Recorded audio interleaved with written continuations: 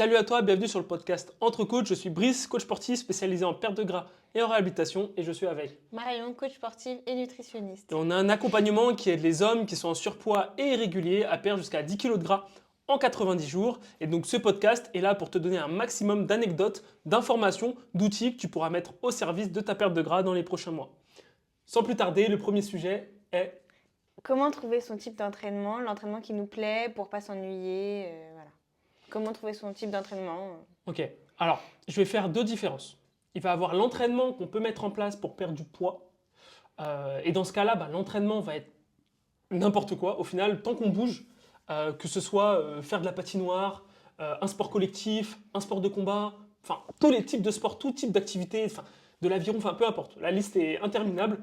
Tant qu'on bouge en fait, on va pouvoir avoir une activité physique, une dépense et augmenter du coup l'écart, le déficit, etc., etc. Donc ça, c'est une première chose. Se mettre en mouvement, en gros. Voilà, se mettre en mouvement. Quand on veut perdre du poids, quand on veut perdre du gras, là maintenant, il faut faire du renforcement. Il va falloir obligatoirement mettre en place du renforcement. Et donc, il va falloir, pour pas s'ennuyer, si on est quelqu'un, par exemple, on aime bien le sport, mais on n'aime pas forcément la musculation, il va falloir trouver quel type de renforcement tu pourrais faire pour développer ta masse musculaire, pour stimuler tes muscles, conserver, du coup, les conserver et donc rester dans la perte de gras. Il y a plusieurs façons de faire, il y a plusieurs types de renforcement. Il y a le poids du corps, juste un exemple comme ça, le poids du corps. Il y a, moi, ce que je fais en ce moment, ça va être le street lifting, donc des mouvements de force sur les dips, traction, muscle-up, squat. Tu as aussi le crossfit, la force athlétique. Vraiment, il y a une infinité de modalités. Maintenant, si ceux que j'ai énoncés, ça ne te parle pas ou ça ne te plaît pas, tu peux te renseigner. Sinon, tu prends ton activité que tu fais actuellement, oui, même si c'est la course. C'est ça, j'allais dire, tu peux quand même garder. Enfin, j'allais te demander, oui, est-ce qu'on peut quand même garder son sport, par exemple, le judo, est-ce que je peux quand même garder le judo est-ce que selon toi, du coup, ça répond à la demande du renforcement musculaire? Non, alors.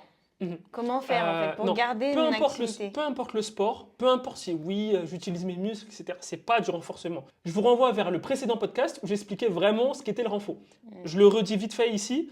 Le renforcement, il faut une stimulation musculaire qui va jusqu'à la brûlure. Donc oui, tu peux la retrouver à certains moments dans ton sport, par exemple dans la lutte, dans le judo, etc.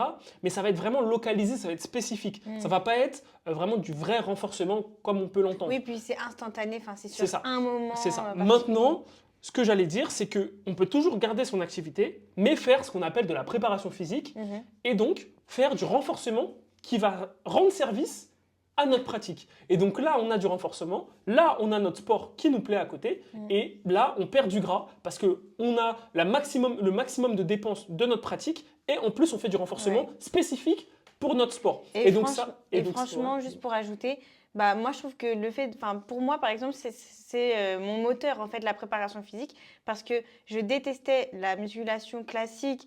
En plus, je savais pas vraiment où aller. En fait, je trouvais que je tournais vite en rond, alors que maintenant qu'on a mis en place une préparation physique spécifique au JJB, et donc je fais du JJB, et en même temps, il fallait que je continue d'aller à la salle parce que il faut prévenir les blessures, il faut du renfort. Voilà. Et du coup, le fait de faire de la préparation physique pour le JJB et du coup de voir les résultats autant au JJB que à la salle du coup finalement, ça motive plus que juste aller à la musculation, où en plus j'aimais pas faire le sport, j'étais toute seule, je savais, tu sais, il y a un peu ce truc aussi, tu es tout seul, tu vas faire ton truc, tu parles à personne, tu le partages pas vraiment. Moi je sais que c'est ce qui me manquait, de pas partager avec quelqu'un, de pas aller sur des horaires avec, retrouver, même si oui tu peux avoir les habitués, tu peux te sympathiser avec eux, mais tu sais c'est pas la même chose. Ouais, c'est différent. Et donc tu es parti sur un sport et tu fais de la préparation physique qui rend service à ta pratique du sport, du coup tu es plus forte, etc. Et donc c'est les options que peut avoir une personne. Si le renfort, ça lui parle pas, si vraiment les thématiques que j'ai dit ça lui parle pas, fais de la préparation physique, mais vraiment c'est ridicule au final, mais le renfort qui va te rendre service pour ton sport. Après, si tu t'y connais pas, faut te renseigner, etc. Mais pour une perte de gras efficace, il faut obligatoirement du renforcement, c'est vraiment obligatoire. Perte de poids, activité n'importe laquelle, même le renforcement au final, mais perte de gras, il faut le renfort. Et donc, si vraiment tu n'aimes pas faire que le renfort pour le renfort, fais une préparation physique pour une activité physique que tu auras choisie. Oui, ou alors choisis dans ce qu'on peut appeler la musculation les thèmes, comme toi tu Non, fais mais le street ouais, mais si ça lifting parle ou, pas, etc. C'est ce que Oui, je disais. oui, Si ça oui, parle bien pas aux sûr, gens, oui, si faire de la ça, préparation voilà, physique. si ça parle Mais pas aux gens, faire de la préparation c'est physique. plus pour vraiment rappeler que y a pas, c'est pas, t'aimes pas la muscu, fais de la préparation physique ou, Ah tu oui, ok, vois, je comprends. c'était Oui. juste pour revenir sur le fait que Il y a plusieurs types de voilà, dans la renforcement. musculation, il y a aussi différents types de renforcement, Mhm, il y a différents types de modalités d'entraînement mhm. et on n'est pas obligé de faire de la musculation, mais on n'est pas non plus obligé de se sentir De se dire, obligé de faire faire la autre préparation chose. physique. Ouais, Tu voilà, c'est vois? ça. Ouais, c'est ça, c'est ça. Tu peux juste prendre, toi, par exemple, le street lifting Mhm.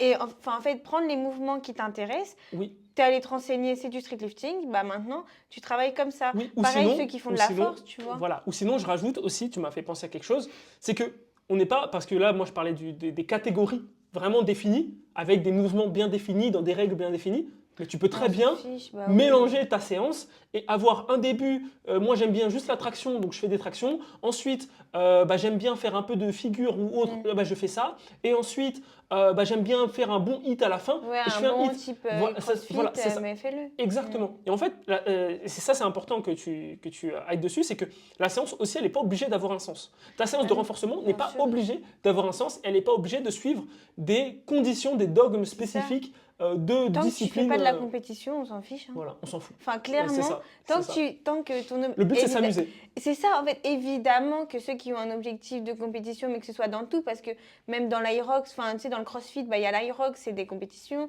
dans le street lifting, etc. Mais Chaque grosse catégorie a ses compétitions. force athlétique, mais tu etc. peux tout Mais tant mélanger. que tu fais pas, C'est ça. tu peux mélanger tes trucs, tu peux C'est même ça. faire de la force sur je sais pas, sur un truc, sur des fentes Ouais, c'est ça. qui font pas du tout partie des mouvements de force c'est ça. athlétique. Faut juste se faire kiffer. Voilà, Faut juste se faire ça. kiffer, essayer de se challenger, se dépasser. Et c'est comme ça qu'on va vraiment avoir ce côté plaisir, prendre du fun dans ce qu'on fait, et puis se fixer des objectifs. Parce que quand on veut perdre du gras, et ce que je disais en story récemment, c'est qu'il y a deux manières de voir la chose. Et moi, la manière dont je vois la chose, c'est la perte de gras, enfin, en tout cas, le fait d'être en déficit, ça va être uniquement l'alimentation. Mais le fait de tenir, de prendre du plaisir dans l'entraînement, qui est important pour aussi augmenter le déficit, ça va être de se fixer des objectifs, mais d'entraînement, et pas de perte de gras. C'est autre chose, ça c'est l'alimentation. Oui, bien sûr. Ton déficit répond à ton objectif de poids ou d'esthétique, de composition corporelle, mais ton sport, ta pratique sportive répond à ton objectif de sport, à ton objectif sportif. Et donc c'est vraiment deux objectifs à prendre en compte. Je veux perdre 10 kilos, mais je veux progresser sur ça, réussir ma première traction, réussir à avoir 10 pompes, réussir à pousser tant sur tel mouvement, réussir à faire mon premier marathon. Tout ça, oui, c'est voilà, vraiment c'est ça. Tout ça, c'est des objectifs qui sont sportifs et qui n'ont rien à voir avec... C'est spécifique. Voilà, spécifiques au sport, qui n'ont rien à voir avec l'alimentation et la perte de gras en soi. Oui. Ça va te permettre de tenir pour la perte de gras, par contre. C'est ça, en fait. C'est que il ne faut pas compter que sur ça, mais c'est un activateur, on va dire. Un accélérateur. Oui, un accélérateur. C'est simplement un outil, en fait, qu'on va utiliser, mais ce n'est pas, comme tu as dit, le cœur de la perte de gras. C'est vraiment pas... Ouais, c'est ça. Mais du coup, il faut quand même s'en servir. C'est un outil et du coup, on ne s'en prive pas en fait de cet outil-là qui peut vraiment nous aider, comme tu as dit. C'est plus qu'on ne s'en prive pas, il est obligatoire. Il est indispensable. Il est obligatoire. Aujourd'hui, c'est sinon ça va être, soit c'est super long de faire une perte de gras uniquement avec l'alimentation, soit, au final, si tu n'as pas de stimulation ou quoi, il faut faire du sport, c'est obligatoire. Il faut bouger, il faut une activité, c'est obligatoire. Là, parce qu'on peut dire ce qu'on veut, on est très, même au niveau de l'alimentation, on est très, il faut se faire plaisir, etc. Mais on reste quand même des professionnels de santé, il faut le dire, le sport, c'est obligatoire. Ah oui. C'est obligatoire. Mais encore une fois, il y a plusieurs types de sport, tu vois. Il ne faut pas rester dans des trucs définis. Et tu peux même, très bien, tu aimes bien la course, tu veux faire un peu de renfort, tu peux très bien courir. Et tu vas forcément passer à un moment donné dans ton chemin de course à côté d'un petit parc de street workout et tu te fais quelques tractions, quelques pompes et tu continues ta course. En fait, tout ça pour dire que l'entraînement, pour le redire, l'entraînement, il n'est pas obligé d'avoir un sens. Maintenant, nous, on aide aussi les personnes qu'on accompagne à trouver quel type d'entraînement elles aiment avoir et comment on peut agencer le tout. Du coup, pour résumer, pour ajouter du fun dans ces entraînements, dans ces séances, c'est de faire ce qu'on a envie, ce qui nous plaît, ce qui nous stimule, ce qui nous motive, où vraiment on sent un engagement. Et ne pas oublier du coup ces composantes-là de oui, on peut faire ce qu'on veut, mais il faut quand même qu'il y ait du renfort. Il faut quand même qu'il y ait du renfort. Mais il faut quand même qu'il y ait du renfort de l'autre côté. C'est ça. C'est ça. Et comme on a dit, ça peut avoir toutes les formes possibles. Il faut toujours, comme tu viens de dire, il faut qu'il y ait du renfort. On peut faire n'importe quelle activité. On peut faire une activité plus un peu de renfort. On peut faire son activité plus la préparation physique pour son activité. On peut faire uniquement un type de renforcement comme toutes les catégories, mais aussi on n'est pas obligé d'avoir faire une seule catégorie. On peut mixer toutes les catégories. Voilà. Et voilà, c'est pas obligé d'avoir un sens. On s'entraîne au final comme on veut. On s'entraîne pour nos objectifs sportifs. Et la jet, c'est ça qui va nous faire soit prendre, soit perdre du gras. Mais en tout cas, la jet pour la jet et le sport pour le sport. Voilà. Du coup, on a parlé pas mal de tout ce qui est fun à l'entraînement, prendre du plaisir, etc. Et on répète aussi à travers nos podcasts qu'il faut prendre du plaisir aussi en mangeant dans l'alimentation. Maintenant, évidemment, tout plaisir a son juste milieu, on va dire. Et on avait pas mal de questions à ce propos. C'était sur comment gérer les fêtes, comment gérer les anniversaires, comment gérer quand on a des soirées, comment gérer quand on a des amis qui viennent à la maison, des soirées entre potes, etc., etc. Comment gérer tout ça? Comment gérer son alimentation? Comment organiser le tout pour rester en déficit, pour continuer à perdre du gras et quand même garder une vie sociale? Alors, on en avait déjà parlé, je crois, dans un précédent podcast, le premier, il me semble. Et en gros, on avait justement dit que déjà, les événements, les événements, on peut les préparer. Enfin, en fait, on sait qu'ils vont arriver. Donc, on sait que ce jour-là, on peut se préparer. Et du coup, dans ces cas-là, on sait que, je sais pas, le soir, on fait raclette. Et on sait qu'on aime bien manger à la raclette. C'est-à-dire qu'on va pas se limiter à une petite assiette, à juste rester dans les clous. On se connaît, on le sait. Dans ces cas-là, on va essayer du coup d'équilibrer dans la journée. Par exemple, au lieu de prendre un petit déjeuner, plutôt dans ce cas-là, commencer directement par le déjeuner. Donc, manger plus tard, manger son déjeuner. Pareil, ne pas prendre de goûter si on sait qu'on va vraiment bien manger et qu'on a l'habitude de manger plutôt au goûter. Pareil, on ne mange pas au goûter, mais par contre, du coup, le soir, on peut vraiment se faire plaisir et sans exploser, même si on peut être en léger surplus, parce que je pense que si vraiment on mange bien, que ce soit restaurant, raclette, entre l'apéro, avec s'il y en a qui boivent un peu d'alcool, etc., le dessert, tout ça, ça monte très vite en calories. Donc, on peut être en léger surplus, mais ça ne va pas non plus exploser le compteur des calories. Ou en léger surplus ou en moins gros déficit. C'est ça. Oui, voilà. Tu peux rester en déficit, mais il ne sera pas aussi important. Voilà, mais du coup, ça va se lisser. Encore plus, si tu n'es pas en déficit, ça va vraiment se lisser. Si tu es toujours en déficit. Si tu es toujours en déficit, ça va vraiment se lisser. Si tu n'es pas en surplus. Si tu es en surplus, ça va aussi finir par se lisser. Ça va juste peut-être te faire du coup, sur la moyenne de ta semaine, du coup, un moins gros déficit pour cette semaine-là. Donc voilà. Et après, il y a des fois où, je sais pas si c'est juste un goûter. Je sais pas, j'en sais rien. Ta maman, elle t'invite le dimanche au goûter. Elle a fait un fondant au chocolat. Soit tu prends pas de dessert parce que tu sais que tu vas te prendre une bonne part, soit tu te prends une petite part, un gros plaisir pour être en famille, etc. Tu prends rien à côté et ce bout de fondant, il va pas non plus. Voilà, tu vas rester en déficit. C'est ça. Donc au final, c'est inclure les objectifs de perte de gras dans notre vie quotidienne. Et puis quand on a un imprévu, c'est vrai qu'on en parlait sur le premier podcast, quand on a un imprévu, évidemment, il faut le prendre en compte. Et nous, aussi ce qu'on propose, c'est, on parlait justement du questionnaire, je me souviens au premier podcast, peut-être le deuxième, je ne sais plus, mais on parlait du questionnaire qu'on a qui permet d'anticiper à chaque fois et de demander s'il y a des imprévus et de faire partie d'une stratégie toujours globale parce qu'au final, comme j'ai dit, la perte de gras fait partie de notre vie. On inclut la perte de gras dans notre vie et on n'arrête pas notre vie pour une perte de gras. Oui, c'est ça. Et du coup, tout est prévisible. C'est le mot que je cherchais tout à l'heure. Au lieu de préparer, on prévoit. C'est encore plus important, je trouve, que de préparer parce que oui, on s'y prépare, mais on prévoit l'imprévu, qui n'est pas imprévu du coup, mais on prévoit l'événement. Les choses qui sortent de l'ordinaire. C'est ça. Et au final, je dirais même que ça sort pas tant de l'ordinaire que ça, vu que tu le faisais. En fait, tu t'y attends, tu vois les mêmes personnes qu'avant, tu fais les mêmes choses qu'avant, tu vas à peu près au même restaurant que d'habitude. C'est ça. Donc, tu sais Et tu te connais parce que tu sais ce que tu aimes tu manger. sais que quand tu vois ces amis-là, tu manges bien. Voilà, Tu sors dans des restaurants où vraiment tu manges beaucoup. Quand tu vois ta famille, tu sais que tu manges ceci, cela, que tu vas boire un verre de vin, que tu vas faire. Donc tu sais, en fait, tu connais tes habitudes, tu te connais toi. Et si comme tu dis, si tu as pris en compte ta perte de gras dans ton mode de vie, dans ton rythme de vie habituel, bah donc, finalement, c'est très facile tout se prévoit et ça. tu peux vraiment C'est ça. continuer à perdre du gras sans Voilà, exploser c'est ça. Après, aux encore événements. une fois, je le Et répète, sans craquer non plus. on reste des professionnels de santé. Donc là, ce qu'on dit, c'est pour dédramatiser le fait de se faire plaisir, que ça fait partie de la vie au final. Même si on veut perdre du gras, on ne va pas s'arrêter de vivre.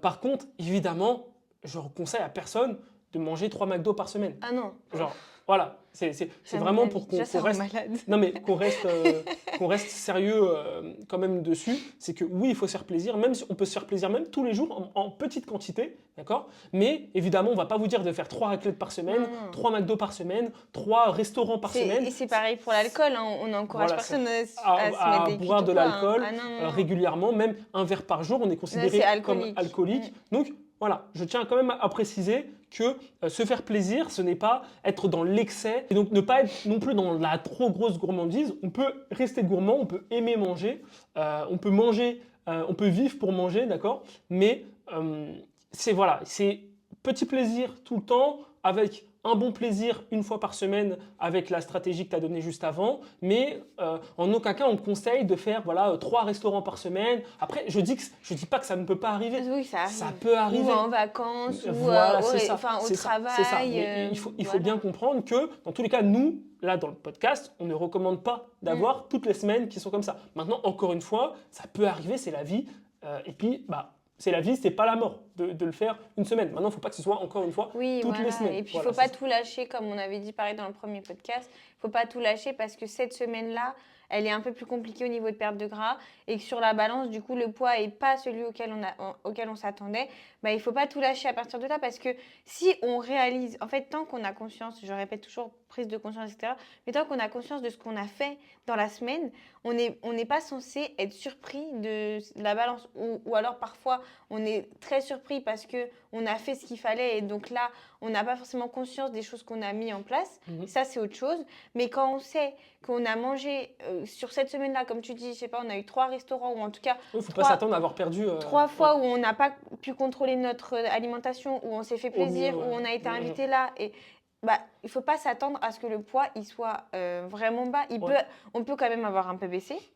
C'est rare, mais ça peut. Mais en gros, après, le restaurant, en général, on mange des choses qui restent sur le ventre quand même, qui font quand même une certaine rétention, etc. C'est juste pour dire que si le poids sur la balance, il est différent auquel on s'attendait, c'est normal. Il faut juste se rappeler ce qu'on a fait la semaine et se dire que déjà la semaine prochaine, tu vas pas manger 3 fois dans la semaine, tu vas remanger correctement et donc ça va se lisser et tu verras que sur la balance de la semaine d'après, tu seras content parce que le poids aura descendu. Ce sera beaucoup mieux, c'est ça. C'est ça. Faut pas s'arrêter à ça. D'ailleurs, pour rebondir encore dessus, sur encore une fois les mythes qu'on peut voir, notamment sur les réseaux sociaux, les choses qu'on la peau dure quand même, c'est sur tout ce qui tourne autour du healthy, donc du sain, entre guillemets, de aliments sains, aliments pas sains, etc. Les gens s'en mêlent très vite au final. Et donc, quels sont selon toi, les pièges qu'il y a derrière ce mot, la healthy, le mot sain, quels sont les pièges et comment démêler le vrai du faux dans ce qui est sain, pas sain, etc. Déjà, pour moi, le plus gros mythe, vraiment, la chose qu'il faut se retirer de la tête, c'est que healthy, ça ne veut pas dire pas calorique. Et pas healthy, ça ne veut pas dire... pas calorique, ça ne veut pas dire pas healthy. Déjà, là-dessus, il faut se le retirer de la tête parce qu'il y a des choses qui sont... Donne un exemple, par exemple. Par exemple, le muesli. C'est calorique parce que c'est, comme on a dit, flocons d'avoine, c'est des glucides, un peu de lipides, etc. Donc, surtout quand tu rajoutes des noix, etc., c'est très vite très calorique. Et pourtant, c'est plus intéressant de manger du muesli, en plus fait maison, avec du sirop d'érable ou du sucre de coco. Un sucre un peu moins raffiné, sucre blanc, etc. C'est plus intéressant de manger ça que de manger un sachet de muesli justement industriel qui va peut-être au niveau calorique être plus bas, mais avec beaucoup de sucre, très peu de fibres, très industriel, beaucoup de conservateurs, tu vois. Moins des macros qu'on cherche et plus des macros qu'on ne veut pas. Voilà, au final. finalement, et avec en plus souvent des mauvais conservateurs, parfois, alors je sais pas, additifs, etc. c'est ça, additifs, après perturbateurs endocriniens, enfin bref, qui peuvent engendrer plein d'autres problèmes derrière, alors que si on se fait un muesli maison, alors peut-être qu'en plus on va se faire parce que souvent quand on le fait maison, on met des choses qu'on a envie, donc on va mettre beaucoup de chocolat noir, on va mettre beaucoup de noix, vraiment on va se faire plaisir, tu vois. Peut-être qu'il va être, enfin du coup oui, il est plus calorique, mais tu l'as fait maison, tu sais exactement ce que tu as mis dedans, tu n'as pas mis d'additifs, tu n'as pas mis de conservateur parce qu'en plus tu le manges dans la semaine, donc il n'y a pas de problème, tu l'as fait toi-même, et du coup niveau santé, le coût santé, il est beaucoup plus intéressant de ce côté-là parce que et c'est des nutriments qui sont mieux utilisés aussi par les le corps. macronutriments, ils sont plus intéressants parce que mieux utilisés, mieux répartis dans la portion. Les fibres, il y a largement des meilleures fibres et c'est beaucoup plus riche en fibres fait maison. Tu sais exactement ce que tu as acheté, donc ce que tu as mis dedans. Enfin, tu vois, il y a ce truc-là. Okay. Donc, tu dirais qu'au final, ce n'est pas une question de calories, mais plutôt une question de qualité de l'aliment en soi, et donc de savoir maintenant démêler qu'est-ce qui est de bonne qualité et qu'est-ce qui est de mauvaise qualité sur un aliment. Comment on pourrait faire ça? Déjà, les aliments bruts, quand tu prends quelque chose qui est brut, tu as déjà plus de chances que ce soit de bonne qualité, quand il n'y a pas de sucre. Oui, une meilleure qualité. Que ce soit le lait, par exemple. Depuis là, ça fait peu de temps que je commence à boire des boissons végétales. Enfin, j'essaye de changer un peu du lait, etc. Parce que c'est vraiment juste par goût et plaisir, parce que ça m'intéresse et que j'ai envie d'essayer autre chose. Mais par exemple, quand j'essayais d'acheter du lait d'amande, que je mets notamment dans mon thé, et dans mon thé, je mets déjà du miel. Ça veut dire que je voulais faire attention à ma consommation de sucre en plus. Et j'ai vu que dans le lait d'amande, souvent, enfin dans le lait, je sais que dans les laits végétaux en général, c'est ça, il y a sucre avant, où tu as lait puis sucre. Et du coup, maintenant, je fais hyper attention, par exemple, à ne pas prendre sucre ajouté. Donc ça, c'est un détail. Donc, par exemple, prendre sans sucre ajouté, que ce soit comment tu fais pour savoir? Tu fais aux courses. Oui, mais comment tu fais pour savoir que c'est sans sucre ajouté? C'est écrit. Ok, donc c'est vraiment sur les emballages. En fait, c'est ça. Alors là, ça va revenir sur les étiquettes, sur la lecture des étiquettes, etc. Mais du coup, sur ton emballage, par exemple, les pommes potes, il y a toujours écrit sans sucre ajouté. Je dis pommes potes parce que c'est ce que j'achète, mais les compotes en global, il y a toujours, si c'est sans sucre ajouté, il y a écrit sans sucre ajouté. S'il n'y a pas écrit, c'est qu'il y a du sucre. C'est là où je voulais en venir. Pareil sur le lait, sans sucre ajouté. S'il n'y a pas écrit sans sucre ajouté, tu peux être sûr que si tu regardes derrière, le sucre est dans les premiers ingrédients. Ok, donc dans ce cas-là, tu recommandes aux personnes d'apprendre à lire les étiquettes au final. D'apprendre à lire les étiquettes et savoir faire la différence entre ce qui est une bonne source de protéines, d'une moins bonne ou d'une pas bonne du tout. Qu'est-ce qui est une bonne source de glucides, moins bonne, etc. Bonne source de fibres, etc. etc. Est-ce que tu aurais des chiffres à donner sur ces macronutriments-là, sur les 3-4 macronutriments qu'on a dit, donc protéines, glucides, fibres et lipides, sur les quantités à pas dépasser, à avoir un minimum pour considérer que c'est une bonne source, mauvaise source, enfin voilà. Déjà, pour la source protéine, c'est facile quand on cherche une source de protéines pour les protéines, parce qu'évidemment, il y a un peu de protéines dans tout. C'est spécifique, mais pour la protéine, vraiment, c'est ce qu'on cherche dans l'aliment. Il faut que ce soit au-dessus de 20 grammes pour 100 grammes. Parce que si c'est en dessous de 20 grammes pour 100 grammes, c'est pas de... 20 grammes de protéines 20 grammes de protéines pour 100 grammes d'aliments, oui, pardon. Si en tout cas, c'est que ce soit de la viande, du poisson... des choses riches en protéines. Et privilégier du coup des aliments bruts, qui ont tous les acides, bon là je vais rentrer un peu dans les détails, mais qui ont tous les acides aminés essentiels, donc viande et poisson et œufs. Tofu. Et œufs et tofu majoritairement, après le reste, soja, parce qu'on peut en avoir dans les lentilles, etc. Oui, mais il faudra les assembler. Voilà, il faudra les assembler. Là on ne va pas rentrer dans les détails, on fera un podcast spécifique sur tout ce qui est à respecter pour la nutrition, donc on fera un autre podcast, là c'était vraiment pour un détail. Ensuite pour les glucides du coup, qu'est-ce qu'il faut? Alors les glucides, on va surtout regarder le don sucre parce que c'est ce qui est le plus important. C'est quoi le don sucre? Le don sucre, c'est le sucre... non. Le don sucre, c'est la quantité de sucre rapide qu'il y a dans l'aliment. Donc si on a... donc en gros, on va avoir les glucides. Les glucides, ça c'est affiché? Oui, c'est écrit pareil, c'est sur l'étiquette. Les glucides, première ligne, c'est les sucres rapides et les sucres lents. C'est les deux ensemble. C'est la quantité globale qu'il y a de glucides dans l'aliment. Et ensuite, juste en dessous, tu as le don sucre. Le don sucre, c'est les sucres rapides, mais c'est les sucres naturels et les sucres ajoutés. C'est important de prendre ça en compte parce que dans les aliments, le don sucre, c'est pas uniquement le sucre ajouté. Tu peux avoir un aliment sans sucre ajouté avec écrit don sucre, c'est normal. Oui, et qui est quand même assez élevé. Oui. C'est le sucre naturel. Ça dépend d'où sort le sucre. C'est ça. Notamment quand il y a des fruits, etc., on peut avoir un don sucre plus élevé. Mais c'est du sucre, normalement, qui vient en majorité des fruits. Et dans tous les cas, il y a aussi la source et le pourcentage des fruits qui sont écrits aussi c'est dans les ingrédients. Voilà, c'est ça, dans les ingrédients. De toute façon, moi, par exemple, quand j'ai un doute, je regarde d'abord les valeurs nutritionnelles. Et si ça me paraît un peu bizarre, je regarde les aliments. Ouais, et si tu regardes, par exemple, si tu prends quelque chose qui a des fraises et que le premier truc, c'est pas des fraises, qui est le plus dans l'aliment, déjà, tu peux être sûr que c'est pas une bonne source de sucre. Ça, tu peux en être sûr. Alors ça, aparté, ça m'avait vraiment surpris quand l'année dernière, je faisais beurre de cacahuète confiture et que j'achetais ma confiture. Il y a beaucoup de confitures où c'est sucre avant confiture parce qu'il y a des confitures, les pas chères en général, c'est vraiment les pas chères, c'est en dessous de 50% de fruits. Ça veut dire que tu manges que du sucre. C'est ça. Et moi, ça m'a surpris. Alors après, quand tu as conscience... Ils te vendent même plus cher. Tu sais, parce que moi, du coup, je travaillais à Auchan pendant mes études de STAPS. Et donc, quand tu mets en rayon, du coup, j'ai vu pas mal de produits mis en rayon, etc. Et c'est même plus cher d'avoir une confiture. Je crois que c'est 66% ou 70%. Et ça te le met en avant. C'est un argument marketing, comme quoi il y a 70% de fraises dans cette confiture. Alors que ça devrait être la norme, au final. Et je tiens juste à dire que faire de la confiture, si jamais, c'est facile. Voilà. Ensuite, pour les fibres, ce serait quoi le minimum, maximum? Parce que du coup, j'ai pas dit la quantité de sucre. Ah oui, pardon. Oui. Et du coup, pour les sucres, donc, il faut regarder les dons sucre. Et en gros, c'est surtout sur la quantité journalière sur laquelle il faut faire attention. On considère qu'au-dessus de 100 grammes dans la journée de sucre rapide, donc du coup, du don sucre, c'est un peu élevé. Les références, elles sont autour de 100 à 300. Ça veut dire qu'au-dessus de 300 grammes, c'est vraiment contre-indiqué. Il faut vraiment le faire. Ah oui, non, mais pour le coup, vraiment, il faut faire attention. Je le précise, je le tiens à le dire.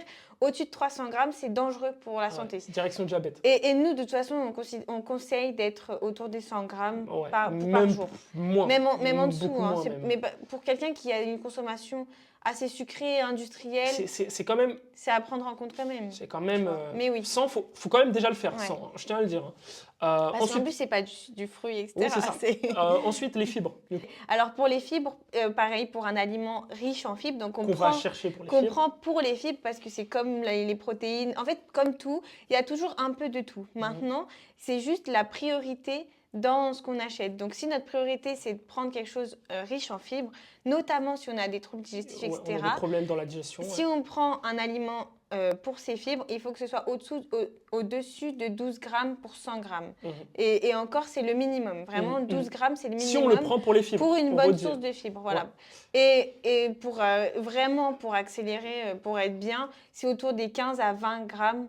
Quand vraiment c'est pour la digestion, pour ajouter, si on ne mange pas beaucoup de légumes, si on va prendre plutôt des lentilles, les lentilles c'est hyper intéressant parce que du coup, ça permet d'avoir une bonne digestion parce que c'est riche en fibres. Pour 100 grammes, c'est à peu près 20 grammes. 18-20 grammes de fibres pour 100 grammes de lentilles. Mais par contre, si on prend un autre aliment comme, je ne sais pas, des céréales complètes, il faut au moins que ce soit par exemple du pain de mie ou des choses vraiment aux céréales complètes parce que on a envie d'ajouter ça dans notre alimentation pour les fibres. Il faut que ce soit au minimum à 12 grammes pour 100 grammes. Ouais, c'est ça, 10-12 grammes dans ces eaux-là. Ensuite, du coup, les lipides, les graisses. Ensuite, du coup, pour les graisses, donc c'est pareil. On a la première ligne, matière grasse. Matière grasse, c'est l'ensemble des lipides qui est présent dans l'aliment. Ensuite, on va avoir le don acide gras saturé. Et ça, on n'en veut pas. Non. Les acides gras saturés, on en veut un tout petit peu. Il ne faut pas dépasser 5 grammes pour 100 grammes d'aliments sur du coup cet aliment. Donc si on a un aliment qui va être plutôt gras, par exemple le saumon, il faut s'assurer d'avoir un saumon qui ne nous donne pas plus de 5 grammes d'acide gras saturé sur, je crois que c'est aux alentours des 25 ou 30 grammes de... Je crois qu'il y a autant de lipides que de protéines dans le saumon. Donc c'est 25, aux alentours de 25 grammes de lipides et de protéines pour 100 grammes. Et donc, il ne faut pas dépasser 5 grammes d'acide gras saturé, sinon on va dire que c'est un mauvais saumon. Voilà. Oui, c'est un c'est saumon ça. de En fait, mauvaise qualité. mauvaise qualité, qui risque d'être C'est ça. transformé C'est ça. avec des additifs, etc. Voilà, c'est toujours la Voilà, même c'est ça. chose. C'est ça. Et du coup, on a dit tous les... Ouais, et du coup, c'est tout.